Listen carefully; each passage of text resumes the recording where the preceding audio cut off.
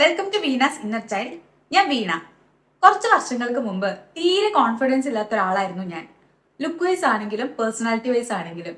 അങ്ങനെ ലുക്കിലും പേഴ്സണാലിറ്റിയിലും ഒന്നും ഗ്രൂമിങ്ങിലൊന്നും തീരെ ശ്രദ്ധിക്കാതിരുന്നത് ആക്ച്വലി ഞാൻ എന്റെ റിസൾട്ടിനെ പേടിച്ചാണ്.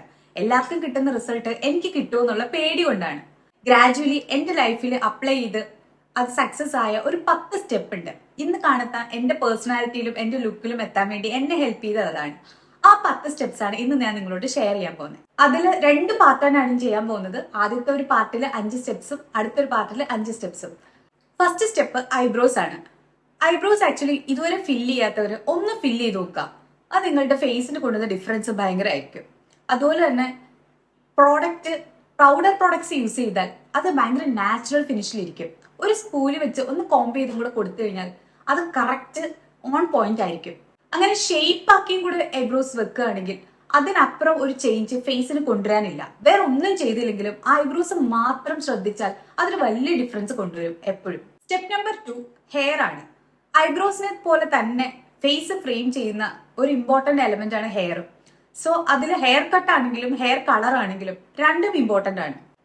ഹെയർ കളറിൽ നിങ്ങൾ ചൂസ് ചെയ്യുമ്പോൾ അത് എപ്പോഴും അറിയേണ്ടത് ലോ മെയിൻ്റെനൻസ് ഹെയർ കളർ വേണോ ഹൈ മെയിൻ്റെനൻസ് ഹെയർ കളർ വേണോ എന്നുള്ളതാണ്.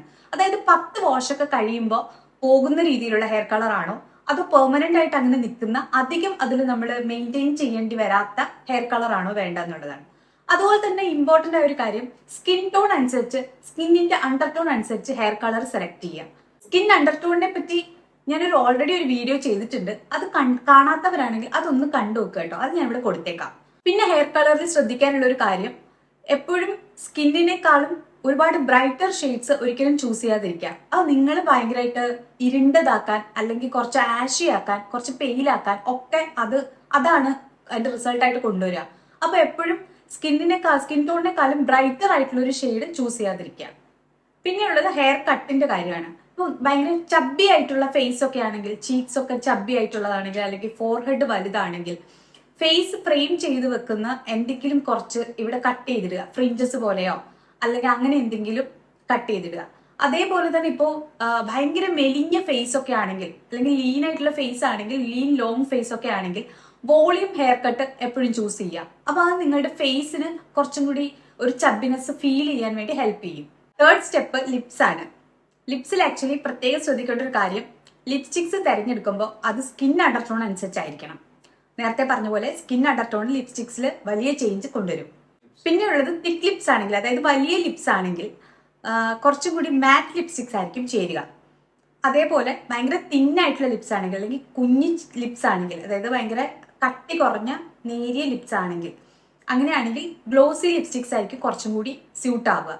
പിന്നെ അതുപോലെ തന്നെ വലിയ റൗണ്ട് ലിപ്സ് ആണെങ്കിൽ അല്ലെങ്കിൽ റൗണ്ട് ആയിട്ട് ഉള്ള ഷേപ്പിലുള്ള ലിപ്സ് ആണെങ്കിൽ പുറത്തു കൂടി ഓവർലൈൻ ചെയ്യുന്നത് അതായത് ഈ ലിപ് ലൈനർ വെച്ചിട്ട് പുറത്തു കൂടി ഓവർലൈൻ ചെയ്യുന്നത് നിങ്ങൾ ഒഴിവാക്കുന്നതായിരിക്കും കുറച്ചും കൂടി നല്ലത്. അല്ലെങ്കിൽ ലിപ്പ് കുറച്ചും കൂടി പ്രൊജക്ട് ചെയ്ത് നിൽക്കുന്നതായിട്ട് അത് കാണിക്കും. Fourth step choose right accessories. Accessories actually ഒരുപാട് ഉണ്ടെങ്കിലും ഫേസിന് ഒരു ചേഞ്ച് കൊണ്ടുവരുന്നു എന്ന നിലയിൽ ഇയറിംഗ്സും നെക്ലസും ആണ് ആക്സസറീസിന്റെ കാര്യത്തിൽ അത്രയും ഇമ്പോർട്ടന്റ് ആയിട്ട് നമ്മൾ ശ്രദ്ധിക്കാനുള്ളത്. അതിൽ തന്നെ പറയുകയാണെങ്കിൽ ഇയറിംഗ്സിന്റെ കാര്യം എടുത്താൽ ഇയറിംഗ്സ് എപ്പോഴും നിങ്ങളുടെ ടൈംലെസ് പീസ് ആയിട്ട് കയ്യിൽ ഉണ്ടാവേണ്ട 2 ഇയറിംഗ് ചിലപ്പോൾ ഒന്ന് പേൾ ഹൂപ്പും അല്ലെങ്കിൽ പേൾസും ഹൂപ്സും ആയിരിക്കും. അത് സെപ്പറേറ്റ് ആയിട്ടും എടുക്കാം അല്ലെങ്കിൽ ഒന്നായിട്ടും എടുക്കാം. അത് ടൈംലെസ് ആണ്. അത് ഒരിക്കലും ആക്ച്വലി ഔട്ട് ഓഫ് ഫാഷൻ ആവാത്ത ഒരു കാര്യമാണ്.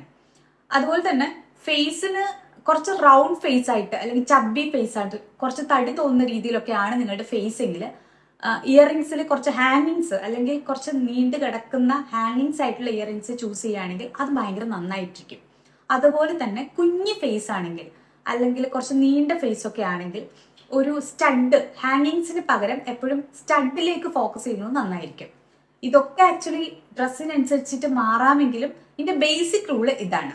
ഓൾസോ നെക്ലസ് യൂസ് ചെയ്യുന്ന സമയത്ത് നിങ്ങളുടെ ഫേസ് ഭയങ്കര കുഞ്ഞിതാണ് അല്ലെങ്കിൽ കഴുത്ത് ഭയങ്കര ചെറുതാണെങ്കിൽ ഭയങ്കര ചങ്കി ആയിട്ടുള്ള നെക്ലസ് യൂസ് ചെയ്യാതിരിക്കുകയാണ് നല്ലത്. അതായത് ഭയങ്കര ഹെവി ആയിട്ട് തോന്നുന്ന നെക്ലസ് യൂസ് ചെയ്യാതിരിക്കുക.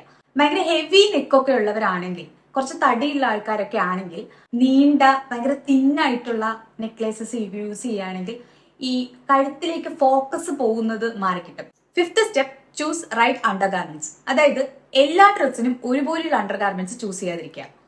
ഓരോ ഡ്രസ്സിനനുസരിച്ച് അണ്ടർ ഗാർമെന്റ്സിൽ മാറ്റം വരുത്തുക. അതിന് സ്യൂട്ടബിൾ ആയിട്ടുള്ള അണ്ടർ ഗാർമെന്റ്സ് ഉപയോഗിക്കുക. ഓരോ ഡ്രസ്സിനനുസരിച്ചിട്ട് ബ്രാസും പാൻറ്റീസും ഒക്കെ വാങ്ങുമ്പോൾ കുറച്ച് ഫാൻസി ആയിട്ടുള്ളതല്ല ആക്ച്വലി ഞാൻ മീൻ ചെയ്തത്. കുറച്ച് അഫോർഡബിൾ ആയിട്ട് നിങ്ങൾക്ക് പറ്റുന്നത് ഒരു സീംലെസ് പാൻറ്റി അല്ലെങ്കിൽ സീംലെസ് ബ്രാ വാങ്ങുക. അതാവുമ്പോൾ എല്ലാ ഡ്രസ്സിന്റെ കൂടെയും ഒരു കുഴപ്പമില്ലാതെ യൂസ് ചെയ്യാൻ പറ്റും. പിന്നെ എക്സ്ട്രാ ആയിട്ട് കയ്യിൽ ഉണ്ടാവേണ്ട ഒരു കാര്യം ഒരു ഷേപ്പ് വെയർ ആണ്. ഒരു ഷേപ്പ് വെയർ കയ്യിലുണ്ടെങ്കിൽ ഏത് ഡ്രസ്സിന്റെ കൂടെയും കുറച്ച് സീംലെസ് ആയിട്ട് ഫീൽ ചെയ്യാൻ അതും കൂടെ ഹെൽപ്പ് ചെയ്യും. ഇനി ആക്ച്വലി ഒരു 5 സ്റ്റെപ്പും കൂടി ഉണ്ട്. അത് ഞാൻ നെക്സ്റ്റ് ഒരു വീഡിയോ ആയിട്ട് ചെയ്യാം. അപ്പോൾ ഇന്നത്തെ വീഡിയോ ഇത്രയേ ഉള്ളൂ. അടുത്ത വീഡിയോയിൽ വീണ്ടും കാണാം. Tata, bye bye, love you.